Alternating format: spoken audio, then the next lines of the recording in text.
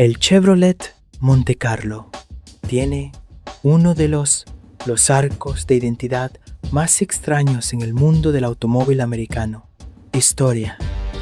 Si este auto te impresionó, imagina lo que viene. Suscríbete.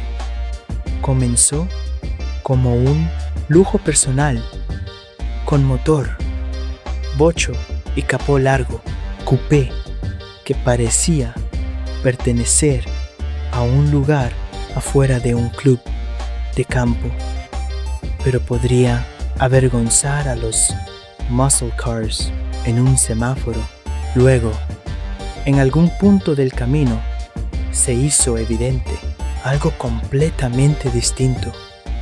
Una rueda delantera, conducir, 2 puertas, un lote de alquiler regular, el tipo de coche que esperarías ver conducido con cuidado a la tienda de comestibles con el encendí la señal de giro un poco antes de tiempo.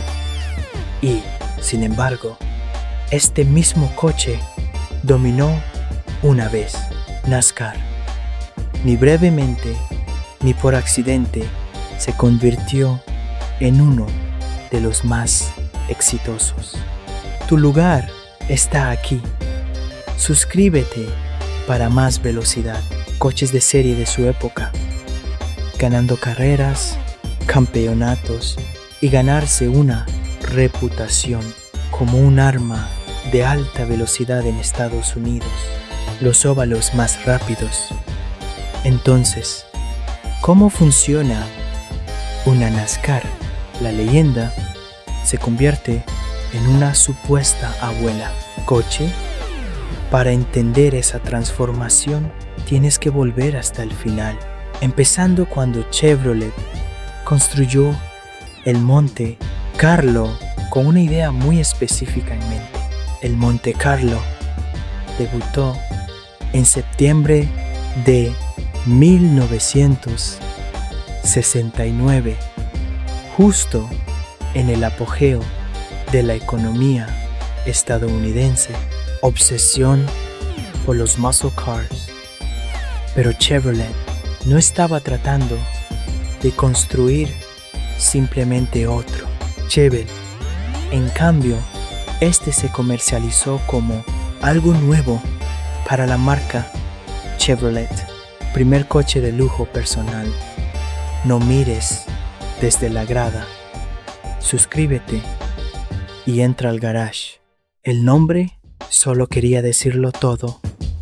Monte Carlo tomó prestado directamente de la ciudad en Mónaco, un lugar asociado con la grandeza, coches de turismo, riqueza y Europa, estilo.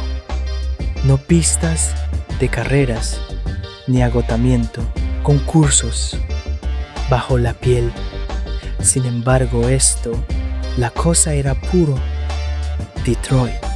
El primero, la generación Monte Carlo montó en una plataforma Chevrolet a body estirada, tiene un capó enorme y una plataforma trasera corta y esa inconfundible botella de Coca-Cola, perfil que definió a principios de la década de 1970, diseño americano. Era amplio, era bajo y parecía caro.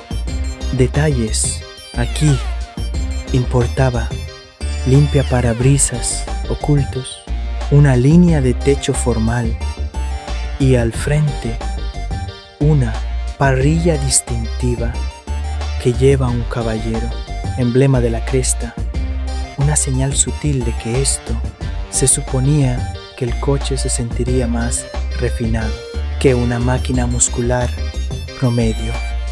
Pero el refinamiento no significaba lentitud. Monte temprano. Carlos se ofreció exclusivamente con bocho, poder, y si supieras en qué casilla, mira, podrías convertir este coupé de lujo en algo realmente desagradable. El paquete SS454 ofrecido de 1970 a 1971 metí un bocho de bloque grande de 7.4L debajo de eso, capó interminable. En teoría, Chevrolet tenía una calificación, tiene entre 360 y 3.605 caballos de fuerza. En realidad, fue suficiente para hacer el Monte Carlo, uno de los coches de lujo más rápidos del mundo. La carretera, una máquina que mezclaba músculo de línea recta con un tono más tranquilo, personalidad más sofisticada.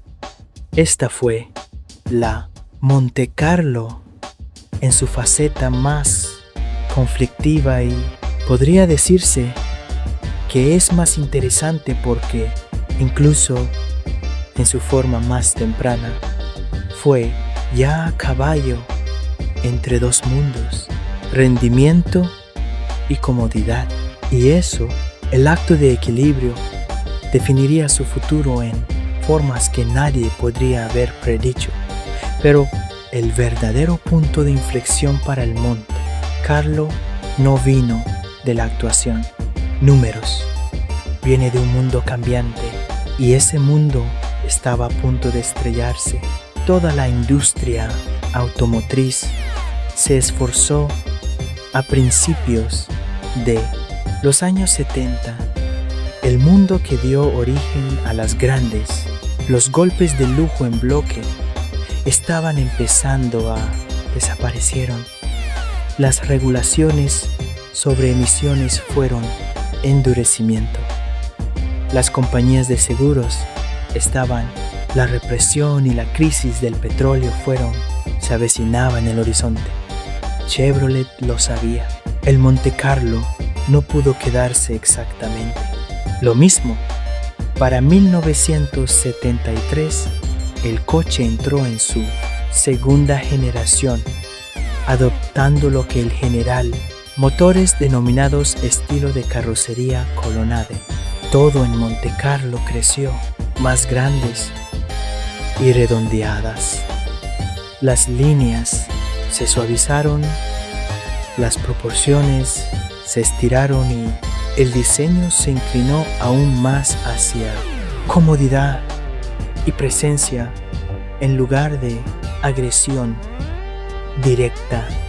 Una de las características reconocibles de esta época fueron el vidrio de la puerta sin marco combinado con ventanas traseras fijas de ópera, un tono de estilo destinado a enfatizar el lujo y la elegancia, incluso cuando el rendimiento dio un paso silenciosamente atrás. Irónicamente, esta más suave, más el refinado Monte Carlo fue un enorme éxito.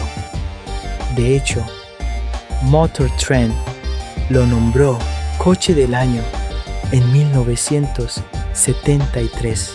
A los compradores les encantó. No estaban persiguiendo, ya no se podían hacer tiempos de un cuarto de milla. Querían algo que parecía de lujo. Montó suavemente y aún tenía suficiente bocho debajo.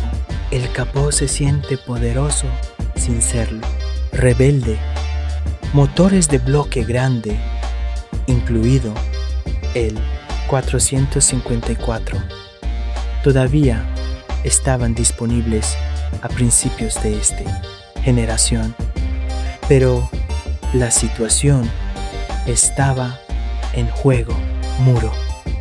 Las cifras de caballos de fuerza cayeron este año tras año. A medida que se acumulaban los equipos de emisiones, y las relaciones de compresión cayeron. Por él, a mediados y finales de la década de 1970, el Montecarlo ya no es ese muscle car silencioso que era antes. Se había convertido exactamente en lo que Chevrolet pretendía: un coche cómodo, un elegante y personal coupé de lujo que priorizó la navegación sobre la competición. Y sin embargo, debajo de toda esa tersura, la Montecarlo aún tenía algo más.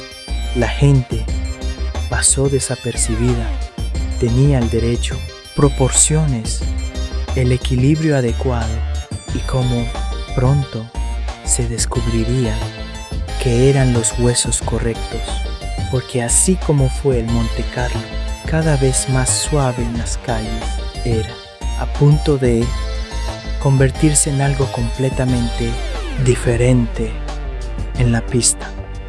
Pero primero tuvo que hacerse más pequeño. En la década de 1970, la industria automovilística estadounidense se encontraba en retirada total. La crisis del petróleo, había prioridades del comprador redefinidas. Economía de combustible importaba. El peso importaba y era masivo. Los yates terrestres de repente se convirtieron en un lastre en lugar de un argumento de venta. Así que para 1978, Chevrolet hizo algo impensable hace poco. Unos años antes, redujeron el tamaño Montecarlo. La tercera generación de Montecarlo. Carlo era 15 pulgadas más bajo y casi 800 lb más ligero que el coche al que reemplazó. Papel. Esto sonaba como el clavo final en el ataúd para una placa con el nombre que una vez llevaba un bloque grande de 454, y en algunos, de alguna manera, lo fue por primera vez. Un 6. El motor se convirtió en el motor estándar en un Montecarlo. Esto ya no era un coche construido alrededor del exceso. Fue construido en torno a la eficiencia. Pero aquí está la mayoría de la gente olvida ese peso enorme. La pérdida cambió fundamentalmente la forma en que Montecarlo se comportó bien. El reducido, el chasis, hizo que el coche fuera más compacto y más equilibrado y más fácil de controlar. Rasgos, eso importaba mucho más en una pista de carreras que la potencia bruta jamás logró. Chevrolet. Incluso experimenté un poco en 1980. Una opción rara de 6 turboalimentado por un breve periodo apareció, insinuando que el rendimiento no había sido completamente abandonado. Estaba siendo repensado en ese momento. La gente lo notó. Para la mayoría de los compradores, Montecarlo, fue simplemente un lugar sensato, un elegante coupé para una época que exigía moderación.